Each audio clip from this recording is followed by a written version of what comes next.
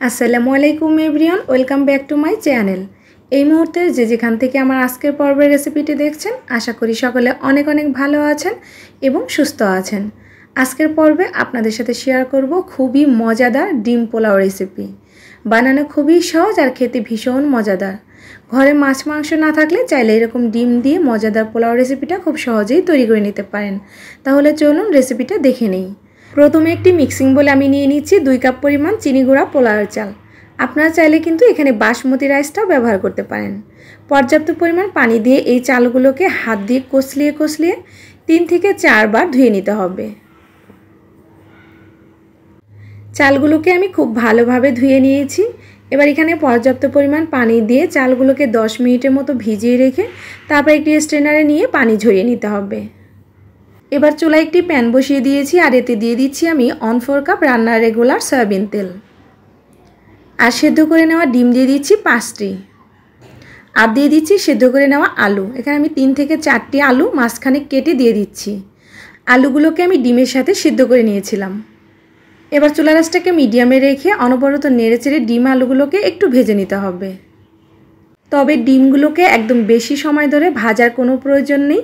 ডিমগুলো বেশি ভাজা হয়ে গেলে কিন্তু এই ডিমগুলো শক্ত হয়ে যাবে। তাই ডিমগুলোকে মাত্র 1 মিনিটের মতো হালকা একটু কালার আসা পর্যন্ত ভেজে নিতে হবে।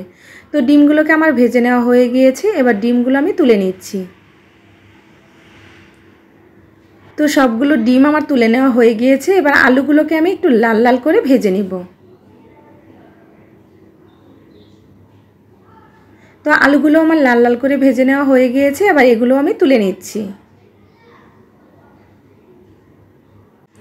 এবার এই একই তেলের মধ্যে আমি কিছু আস্ত গরম মশলা দিয়ে দিচ্ছি। 2 টুকরো দিয়ে দিচ্ছি তেজপাতা, 3 টুকরো দারুচিনি আর 5 থেকে 6টি মতো দিয়ে দিচ্ছি এলাচ।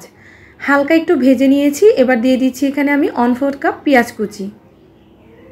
অনবরত নেড়েচেড়ে পেঁয়াজটাকে একটু সফট করে ভেজে নিতে হবে। পেঁয়াজটা ভেজে নেওয়া হয়ে গিয়েছে। এবার এখানে দিয়ে দিচ্ছি 1 টেবিল চামচ পরিমাণ আদা রসুন বাটা। তেলের সাথে এগুলোকে আমি একটু ভেজে নিচ্ছি। এখন আমি দিয়ে দিচ্ছি একটু পানি, যাতে করে এই মশলাটা পুড়ে না যায়। অনবরত নেড়েচেড়ে এই মশলাটাকে এখন কষিয়ে নিতে হবে। তো কষানোর জন্য আমি এখানে ঢাকনা দিয়ে দিচ্ছি। এতে করে খুব তাড়াতাড়ি কিন্তু মশলাটা কষানো হয়ে যাবে। আর মশলাটা ভালোভাবে কষালে কিন্তু আদা রসুনের গন্ধটা পাওয়া যাবে না। মশলাটা কষানো হয়ে গিয়েছে, নেড়েচেড়ে নিচ্ছি। আর এখানে আমি দিয়ে দিচ্ছি আগে থেকেই ভেজে রাখা ডিম এবং আলু। নেড়েচেড়ে একটু মিশিয়ে নিচ্ছি। এখন আমি এখানে দিয়ে দিচ্ছি 7 থেকে 8টা কাঁচামরিচ। কিছু আস্ত দিয়ে দিচ্ছি আর কিছু আমি ভেঙে দিয়ে দিচ্ছি। এতে করে ঝাল ফ্লেভার দুটোই পাওয়া যাবে। আর দিয়ে দিচ্ছি এখানে আমি পেঁয়াজ বেরেস্তা। আমি 1 কাপের মতো পেঁয়াজ বেরেস্তা করে আগেই রেখে দিয়েছিলাম, ওইখান থেকে অল্প কিছুটা দিয়ে দিচ্ছি। আর দিয়ে দিচ্ছি আমি এখানে 1/2 কাপের একটু বেশি পরিমাণে লিকুইড জাল করে নেওয়া দুধ। দুধটা অবশ্যই জাল করা দুধটা ব্যবহার করবেন, কাঁচা দুধটা এখানে ব্যবহার করা যাবে না। স্বাদ মতো লবণ দিয়ে দিচ্ছি। আর ঢাকনা দিয়ে ঢেকে আমি 5 মিনিটের মতো মিডিয়াম টু লো আঁচে রেখে রান্না করে নিব। হাই হিটে রান্না করার একদমই প্রয়োজন নেই, জাস্ট মিডিয়াম টু লো হিটের মাঝে রেখে 5 মিনিট রান্না করে নিতে হবে। তো 5 মিনিটের মতো আমি রান্না করে নিয়েছি। আর দেখতেই পাচ্ছেন আমার ডিম রান্নাটা কিন্তু হয়ে গিয়েছে। একটু ঝোল ঝোল থাকতে নামিয়ে নিতে হবে।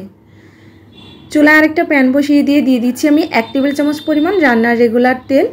আর আগে থেকে যে চালটা ধুয়ে আমি পানি ঝরিয়ে নিয়েছি ওইটা দিয়ে দিচ্ছি। এবার চুলার আঁচটাকে মিডিয়াম টু লো এর মাঝে রেখে চালগুলোকে 5 থেকে 6 মিনিট নেড়েচেড়ে ভেজে নিতে হবে। সাথে স্বাদ মতো লবণ দিয়ে দিচ্ছি। চালটা যতটা ভালোভাবে ভাজবেন এই পোলাওটা কিন্তু ততটাই ঝরঝরে হবে। তাই একটু সময় নিয়ে চালগুলোকে ভেজে নিতে হবে। তো চালগুলো ভেজে নেওয়া হয়ে গিয়েছে। এখানে আমি দিয়ে দিচ্ছি 3 কাপ পানি। আর আমি এখানে ফুটন্ত গরম পানিটা ব্যবহার করছি। যতটা চাল নেবেন তার ডাবল পরিমাণে পানি দিতে হবে।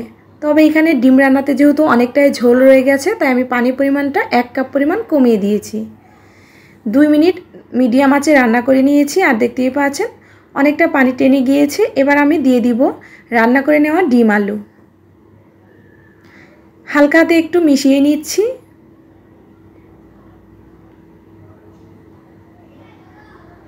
মিশিয়ে নেওয়া হয়ে গিয়েছে। এবার এখানে আমি 8 থেকে 10টির মতো কাঁচামরিচ দিয়ে দিচ্ছি। সেই সাথে দিয়ে দিচ্ছি এখানে পেঁয়াজ বেরেস্তা। আর দিয়ে দিচ্ছি 1 টেবিল চামচ পরিমাণ ঘি। ঘি দেওয়ার চেষ্টা করবেন, সুন্দর একটা ফ্লেভার পাওয়া যাবে।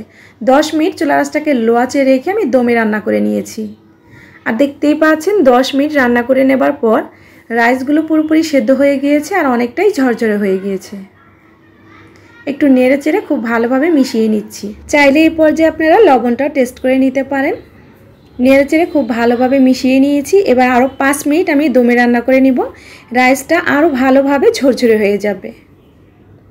5 মিনিট রান্না করে নেওয়া হয়ে গিয়েছে আর দেখতেই পাচ্ছেন রাইসটা কিন্তু পুরোপুরি ঝরঝরে হয়ে গেছে। এবার হচ্ছে আমি পরিবেশন করে দেখাচ্ছি। আমাদের ডিম পোলাওটা কিন্তু একদম রেডি। আর এটা কতটা সুন্দর হয়েছে আশা করছি ভিডিও স্ক্রিনে দেখেই বুঝতে পারছেন। রাইসগুলো কিন্তু একটার সাথে একটা লেগে যাচ্ছে না, একদমই ঝরঝরে। ঘরে যখন মাছ মাংস থাকবে না তখন চাইলে এরকম ডিম আলু দিয়ে এরকম ডিম পোলাও রান্না করে নিতে পারেন। রান্নাটা খুবই সহজ আর অল্প মশলায় কিন্তু ঘরোয়াভাবে রান্না করে নিতে পারবেন। খেতেও কিন্তু ভীষণ টেস্টি। খুব অল্প সময়ে কিন্তু এই রেসিপিটা আপনি ঘরে রান্না করতে পারেন। ঝটপট সকালবেলা ব্রেকফাস্টে কিংবা দুপুরের লাঞ্চে কিংবা রাতের বেলা ডিনারের জন্য রাখতে পারেন। খেতেও ভীষণ মজাদার আর বানানো কিন্তু খুবই সহজ। আশা করছি আমার আজকের রেসিপিটা সবার কাছে ভালো লেগেছে। রেসিপিটা ভালো লাগলে চ্যানেলটি সাবস্ক্রাইব করে নিয়মিত চ্যানেলের সাথেই থাকবেন। লাইক, শেয়ার, কমেন্টস করতে ভুলবেন না। সবাই ভালো থাকবেন, সুস্থ থাকবেন। আসসালামু আলাইকুম, আল্লাহ হাফেজ।